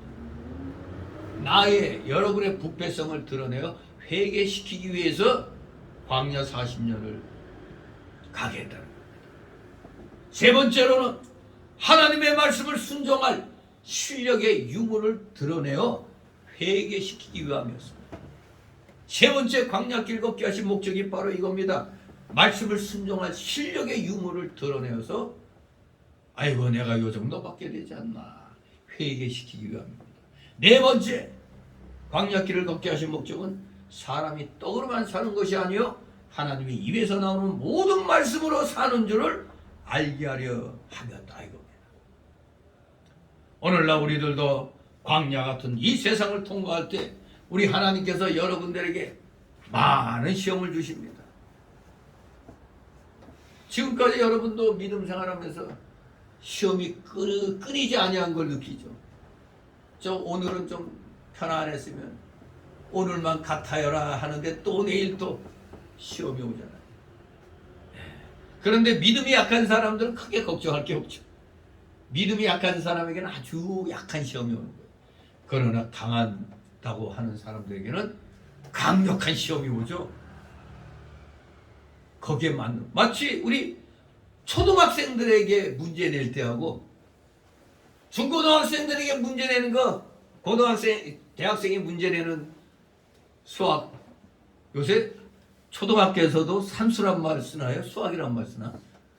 산수란 말 쓰나? 수학이라고 그래? 아주 수준 높아졌네. 수학이라고 그래? 그 방정식도 나오겠는데 그럼? 중고등학교 과정이 참 놀랍네. 그렇습니다. 우리 믿음의 약함과 강함에 따라 거기에 합당하게 주시듯이 우리 연령별로 거기에 맞는 시험을 주시는 겁니다. 그럼 초등학생들에게 방정식 시험 주면 중고등학생들에게 미적분 시험 주고 또 대학생들에게 행렬 시험을 이렇게 주는 거죠. 같은 그 수학 문제라도 이렇게 또 차원이 또 다릅니다. 바로 우리가 왜 학생들에게 시험을 보게 합니까? 실력을 테스트하려고 하는 거죠. 그래서 더 열심히 공부시키기 위해서입니다. 마찬가지로 하나님께서 우리에게 여러 가지 시험 주시는 목적은 바로 우리의 부패성과 무능과 믿음 없는 것을 드러내어 우리를 낮추시고 회개시켜서 결국에는 뭘 주시려고? 복을 주시려고 하는 겁니다. 복을 주시려고 여러분들에게 여러 가지 시험을 주시는 겁니다. 고린도후서 12장 7절에 대사도 바울에게도 시험거리가 하나 있었죠. 무슨 시험? 가시 같은 시험이 뭐죠? 눈인지 하여간 머리인지 하여간 좀 안 좋은 병이 있었잖아요. 아니 대사도 바울이 죽은 자도 살리고 그랬는데 세상에 자기 눈에 이 안질 이걸 못 고쳤다는 거예요. 그러니까 하나님께 기도해서 이것 좀 고쳐달라고 그랬더니 내 은혜가 네게 족하다 그랬어요. 이렇게 바울에게 가시를 주셨다고 얘기를 하는 거죠. 왜? 자고하지 않도록, 교만하지 않도록 바울을 낮추시려고, 교만하지 않게 하려고 그 가시 시험은 그대로 죽을 때까지 주시는 겁니다. 전 그래서 이런 생각을 해봤죠. 아이고 나도 이거 좀 교인 많아지고 커지면 교만할까봐 하나님이 안 주시라고 그런 생각이 들어요. 좀 어느 정도 뭐 할만하면 떠나고 하는 게 이게 옛말에 그러죠. 뭐 자그마한 교회는 모판 교회라고. 좀 뭐를 좀 키워서 이제 뭐 뭐 좀 이렇게 나눠주는 그런 식이죠. 기껏 이제 왜 목사들도 그래서 교회 크게 만들려는 게 일단 건물부터 짓고 보면은 사람들이 오고 그 교회가 빚더미인지 아닌지 알게 뭐야. 오고 또 그러면서 작은 교회들의 교인들 막 그냥 데려오라고. 아니 전도하라고 그랬더니 남의 교회 교인들을 훔쳐가는 양도둑질하고 있는 거예요. 이게 오늘날은 대부분 수평이동이에요. 수평이동.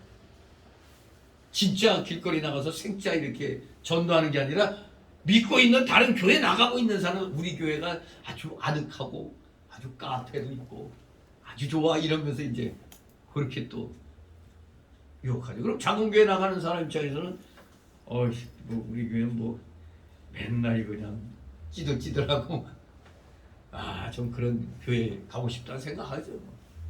당연한 겁니다. 아무튼 대서도 바울도 자기 몸의 가시 하나 없애지 못하고 그렇게 평생을 살았던 겁니다. 하나님이 교만하지 않도록 그 가시를 제해주지 않았던 겁니다. 왜 그렇습니까? 시험이 올 때는 그 마음에 있는 사실과 실력이 그대로 드러나 있어요. 우리 시험 보면 이 사람 수준이 어느 정도구나, 이거 공부했네 안 했네 알 수 있잖아요. 그겁니다. 하나님 말씀을 순종하는지 못하는지, 믿음이 있는지 없는지, 하나님을 제일 사랑하는지, 하나님보다 다른 것을 더 사랑하는지, 돈이나 자기 생명이 우상이니 아닌지 다 나타나는 겁니다. 그래서 아무리 그냥 뭐 중직자라도 좀 시험이 오니까 그 코로나 정치 방역에 준한 거니까 너무 그 겁먹지 말라고 해도 목사 말보다는 그냥 이 정부 말 들어야 된다고. 아이고 더해. 참. 그러니까 겁을 먹고 중직자가 돼가지고도 예배드리러 안 나와. 여러 교회들 보면은 우리도 마찬가지지만 겁이 나갖고 안 나와요. 그렇게 이 정권이 엘리베이터 안에서도 아무리 확진자가 있어도 상대방이 마스크만 잘 쓰고 있으면은 옮길 확률이 0.0%라고 이 정권이 거짓부렁이 정권에서도 그렇게 얘기했는데도 교회 띄엄띄엄 앉았는데도 뭐가 그렇게 겁나요? 그런 사람들이 어떻게 버스도 잘 타고 다니고 지하철도 잘 타고 다녀?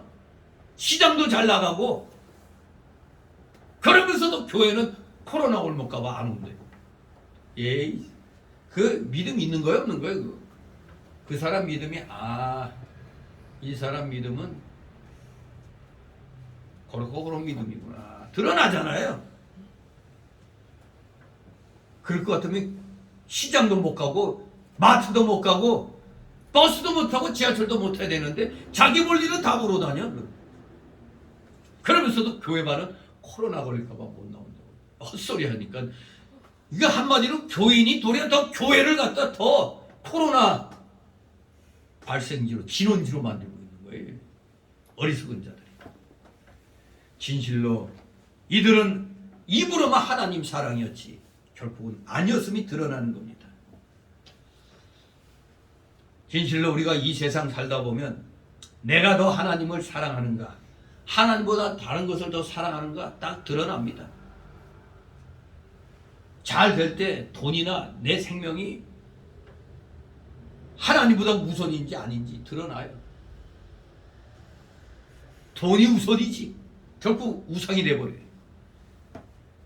그런데 진정한 믿음을 가진 사람들은 그럴 때 자기의 부족을 깨닫고 회개하며 낮아져서 믿음에 서게 되는 겁니다. 그러면 복을 받게 되는 겁니다. 시험이 오나 겁없네. 찬송가도 있잖아요. 시험이 오나 두려워할 거 없습니다. 고린도전서 10장 13절이죠. 감당할 시험만 주신다고 했어요. 또 당할 때쯤에는 피할 길을 주신다고 했어요. 그러니까 두려워하지 마시기 바랍니다. 그러므로 이 시험 필요해서 하나님이 주시는 겁니다. 필요해서 하나님이 주시는 거예요. 시험이 없으면 좋겠다고 생각하는 것 그 어리석은 생각입니다. 오랜 세월을 거쳐 여러 가지 시험을 받아야 조금씩 쓸만한 사람이 되어가는 겁니다. 우리 학생들도 계속 시험을 보면서 그러면서 그냥 공부를 함으로 자기 실력이 쌓여가는 겁니다. 아예 시험 안 봐버리면 아무것도 남는 게 없어요. 그나마 시험을 봐야 그때그때 이 공부를 하게 돼 있어요. 우리 모세가 신벗는 생활하는데 광야 미디안 광야에서 몇 년 걸렸죠? 40년 걸렸잖아요. 40년. 신벗는 생활 자기 때 그 옛사람을 벗는 훈련하는데 40년이 걸렸어요. 출애굽기 3장 5절.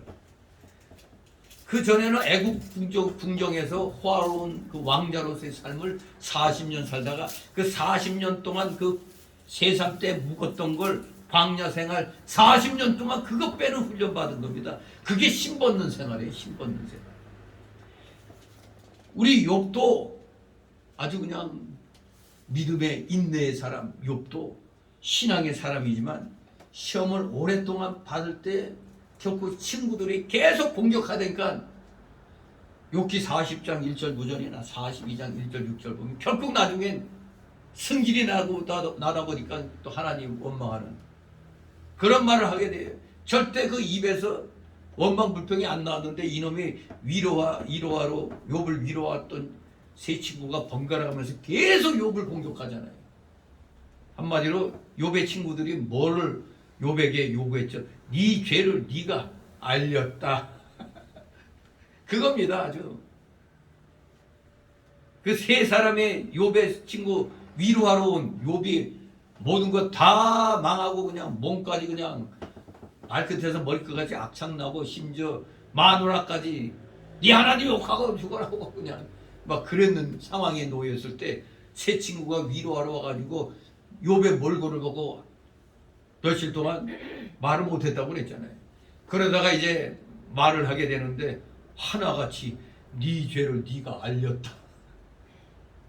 뭔가 지은 죄가 있으니까 이런 일이 일어났다. 이런 식으로 이유 없는 환란이 어디 있느냐 이런 식으로 몰아갔죠. 그러니까 욥도 변명하다가 나중에 화가 나고 하니까 하나님 앞에 또 원망하는 말을 하게 되는 겁니다. 욥도 결코 이렇게 낙제하는 일이 생겼던 겁니다. 그렇습니다. 시험이 계속되면은 낙제 안 될 사람이 없는 겁니다. 그런데 우리 인간은 일을 당해야 좀 뭐가 좀 깨달아져요.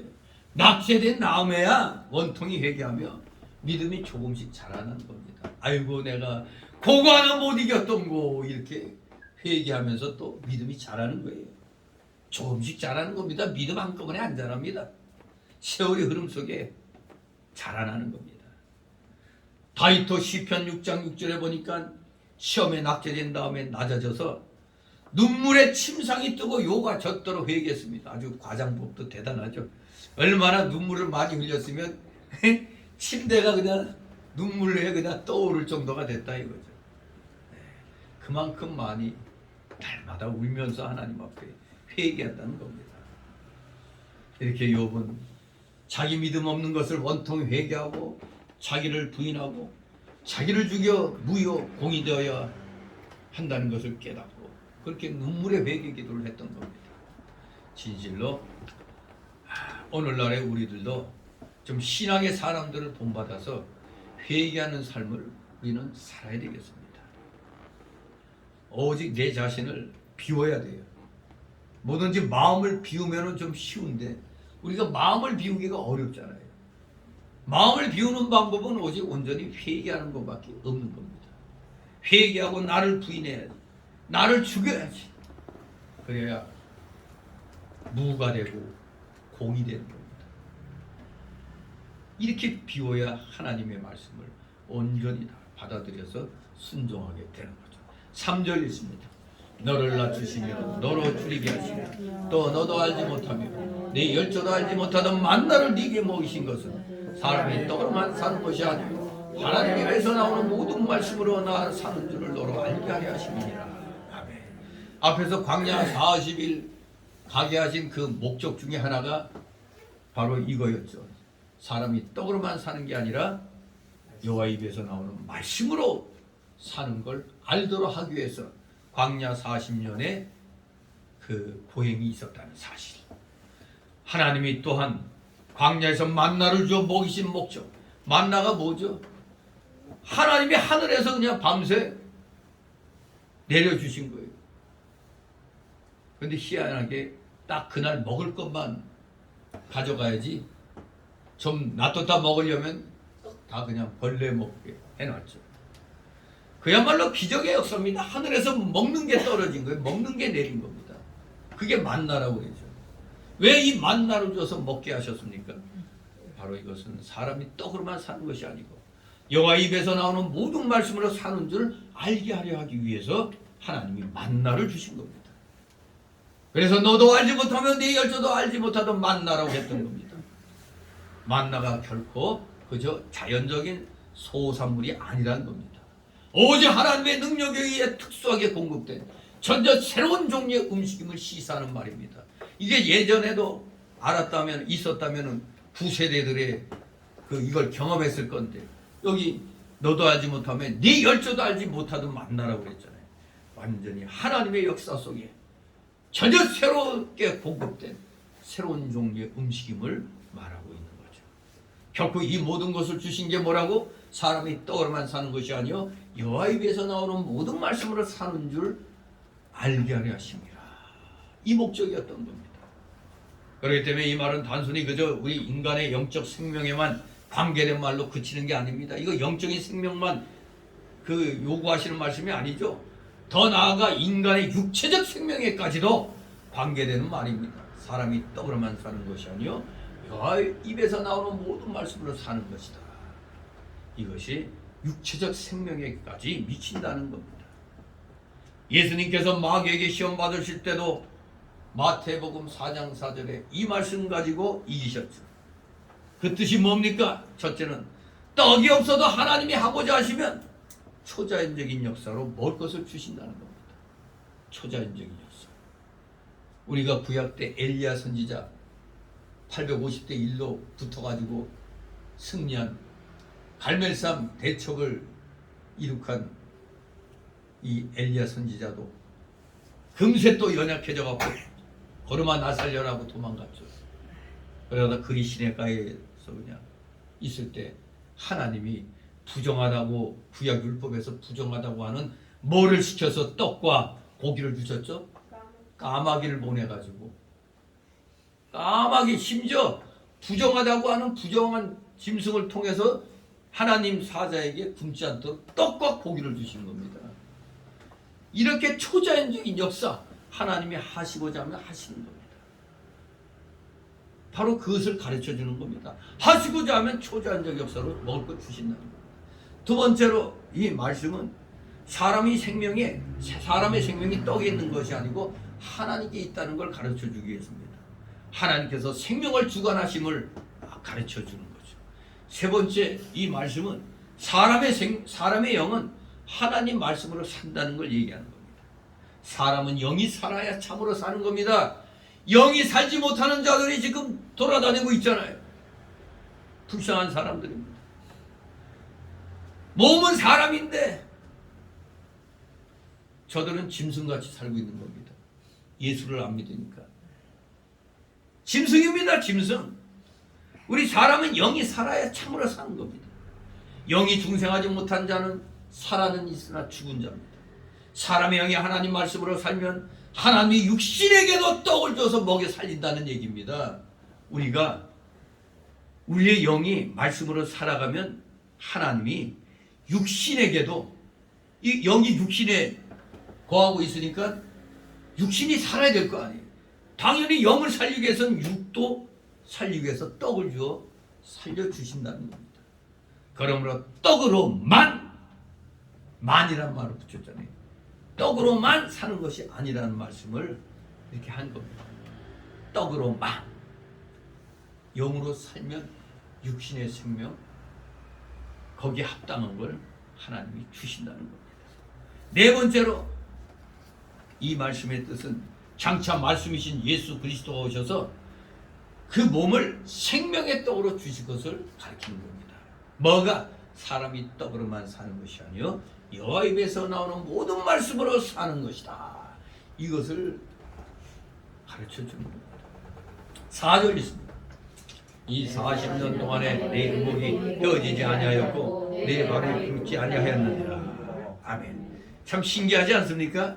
이스라엘 백성이 광야 생활 40년 동안에 세상에 의복이 헤어지지 아니했고 발의 신이 헤어지지 않았다고 또 29장 5절에 그렇게 나와요. 여기는 네 발이 부르지 아니하였느니라. 이 말은 그 발을 보호하는 신이 헤어지지 않았다는 얘기입니다. 그런데 여기에 대한 두 가지 해석이 있죠. 4절에 대한 해석. 우리 여러분들 상식적으로 우리가 옷을 입으면 이거 1, 2년 지나면 낡잖아요. 결국 낡아서 찢어지잖아요. 이게 옛날에는 그냥 그걸 더 버리는 옷에서 잘라가지고 덧대어서 기워갖고 많이 입었죠.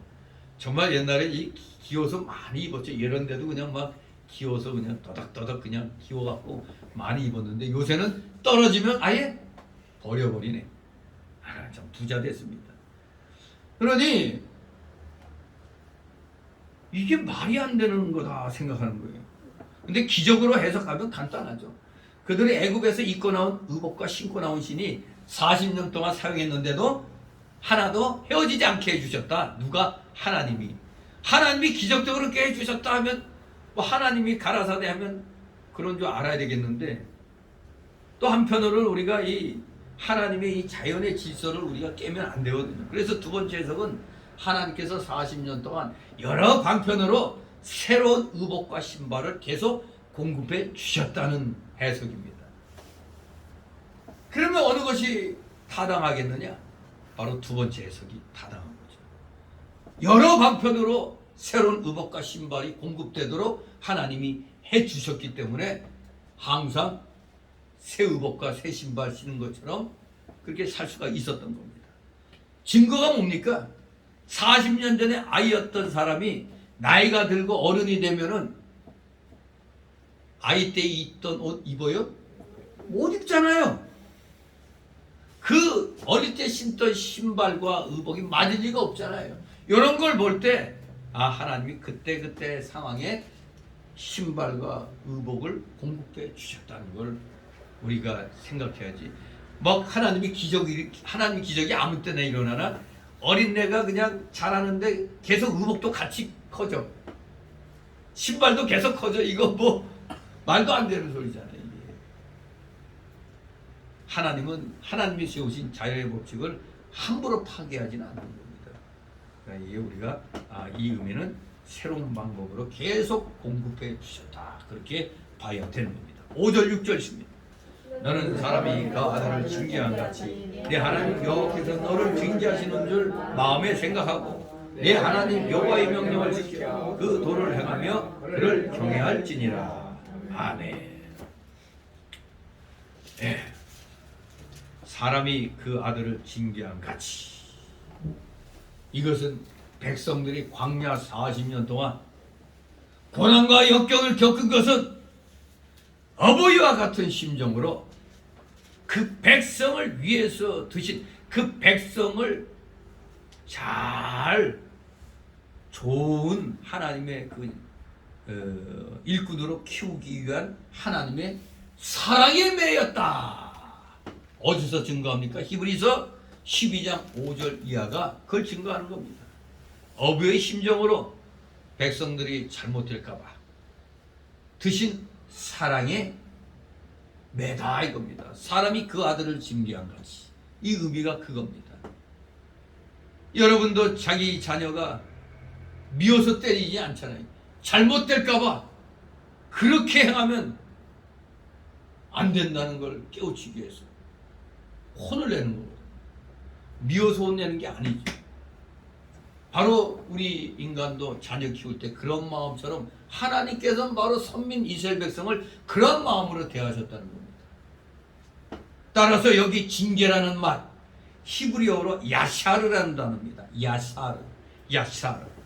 이 히브리어의 뜻은 이게 우리말로는 단순히 징계라고 번역됐지만 이게 단순히 징벌이 아니라 말씀의 순종을 목표로 시행하는 모든 교육 과정을 말하는 겁니다. 야사르라는 뜻이 말씀의 순종을 목표로 시행하는 모든 교육과정, 그것을 뜻하는 단어인 것입니다.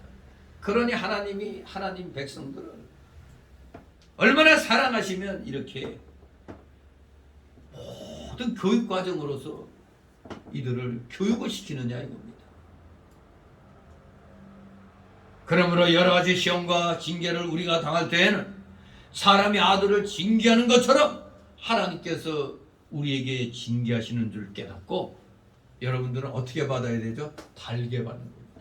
달게 받으면 나의 믿음 없는 것을, 즉 믿음이 여린 것을 회개하며 더욱 하나님의 명령을 지키며 그 말씀을 생명으로 삼고 하나님 경외하는 것을 우리는 잘 배워나가야 돼요. 시험에 오면 두려워하지 말고 달게 받으면서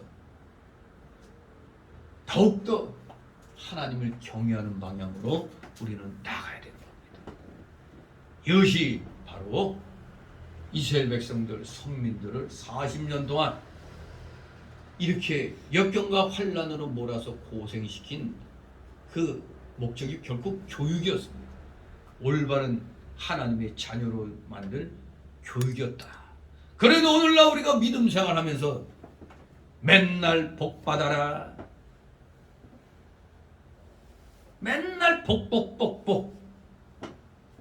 우리 대한민국의 민족성이 복신앙 아니에요? 기복신앙. 여기에 그냥 맞춰갖고 복 주장하는 게 소위 말하는 오순절 계통이 특히 심했죠. 그러니까 우리의 민족성이 딱 맞아 떨어진 거예요, 그 은사주의가. 그래서 아니 우리나라 민족성만 그런 게 아니라 인간의 심성이 그래요. 복을 좋아합니다. 그러니까 은사주의 쪽으로 사람이 그렇게 많은 겁니다. 복하면 복 해야 되니까. 그러나 우리는 우리가 잘못하면 하나님한테 징계받는 줄 알아야 돼요.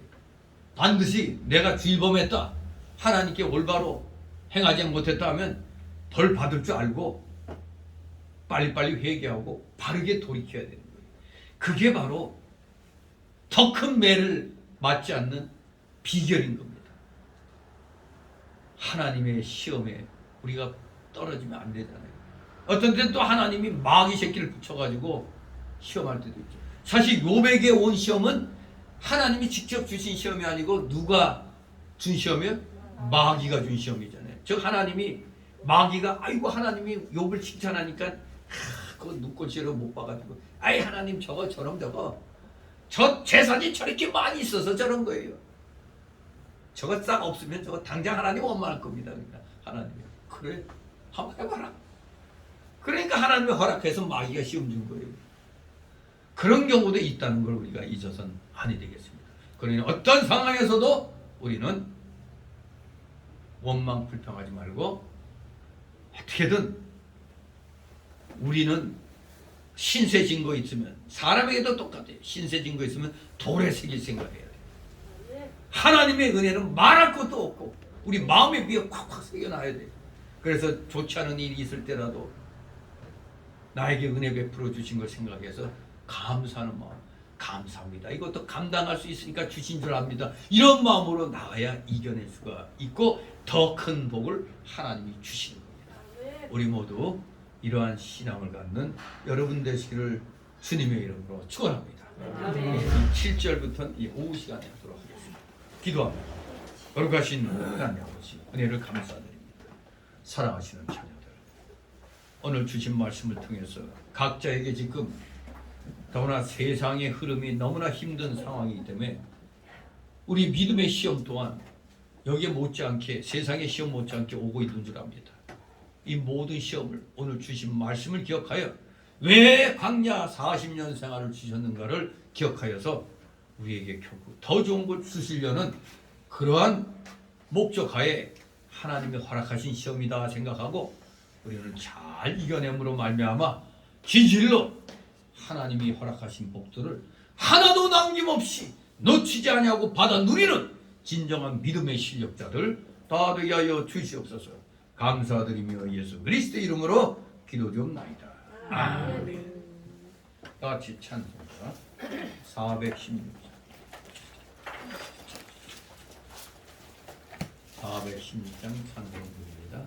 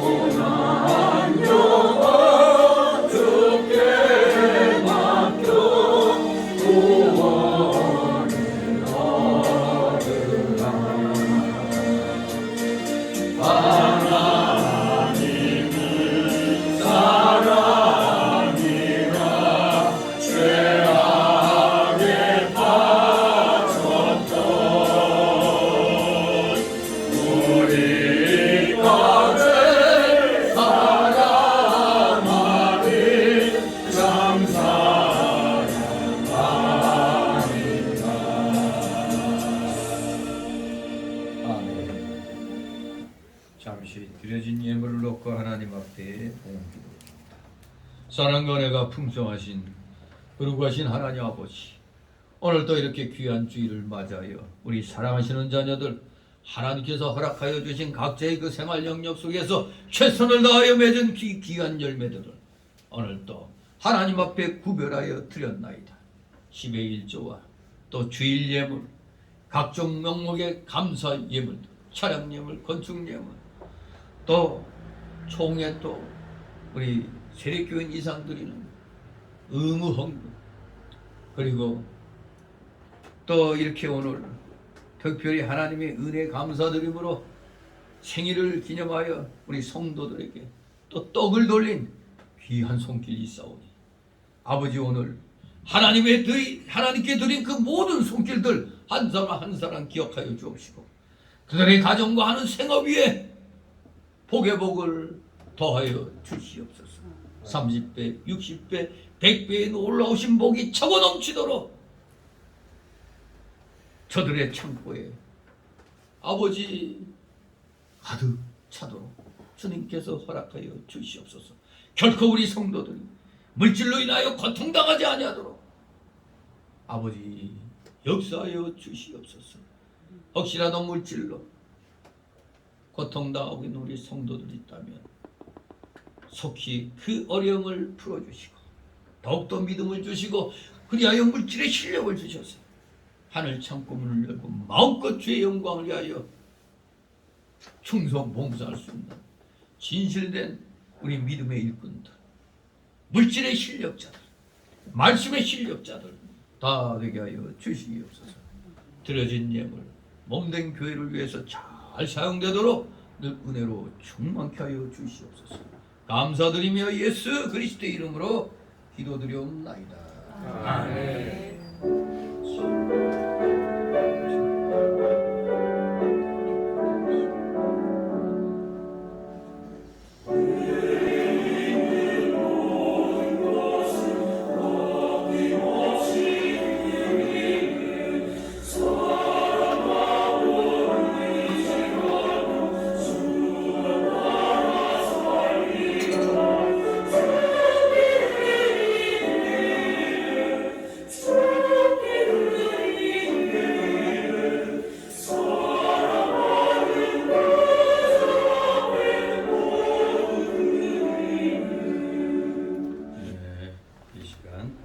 새신자 소개 시간인데 등록된 카드 없습니다. 우리 서로 위하여 인사들 나누시기 바랍니다. 반갑습니다. 이제 좋은 시절이 그래도 지난 시절보다는 좀 좋은 시절이 왔는데 안 나오신 분들 있으면 안부 전화를 하시기 바랍니다. 광고 말씀 보시기 바랍니다.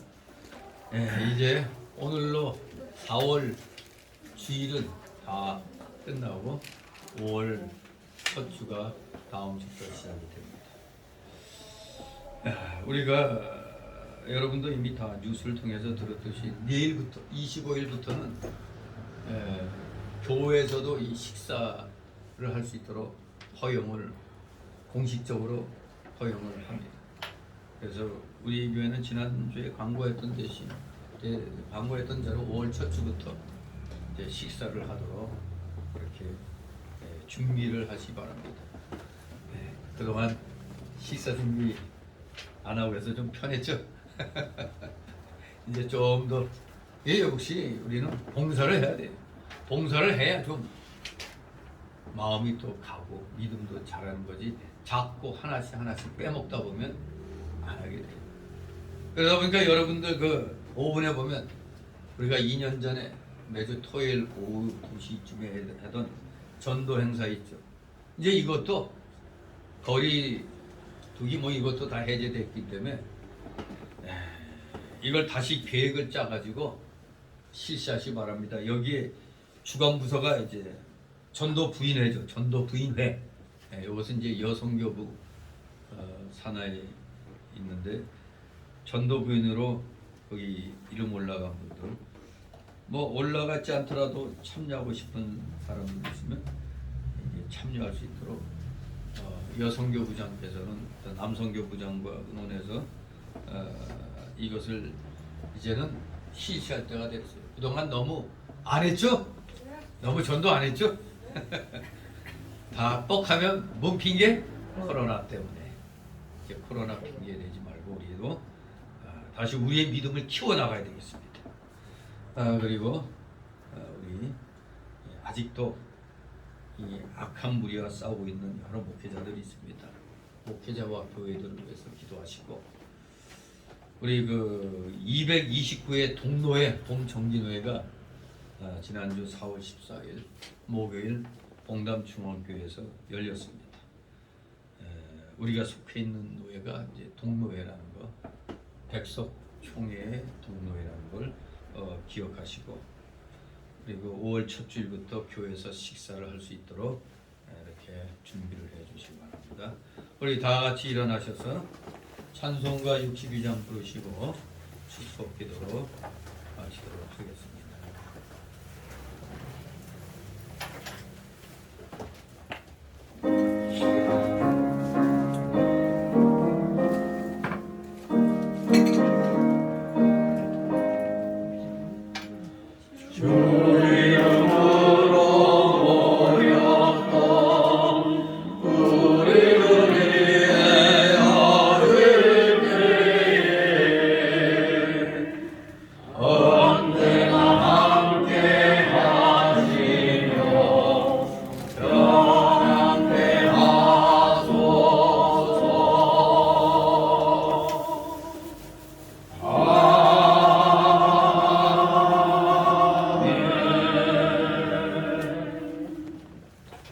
영원한 지옥 사망 형벌로부터 영생 복락의 무궁천국으로 우리를 구원하여 주신 우리 구주 예수 그리스도의 크신 은혜와 하나님 아버지의 극진하신 사랑하심과 성령님의 감동 감화 교통 충만 내주 역사하심이 여기 머리 숙인 모든 무리들 머리 위와 각 가정 위에 하는 생업 위에 하는 학업 위에 이 나라 이 민족 위에 이 나라 모든 교회들 위에 이제부터 영원토록 함께 있을지어다. 아멘.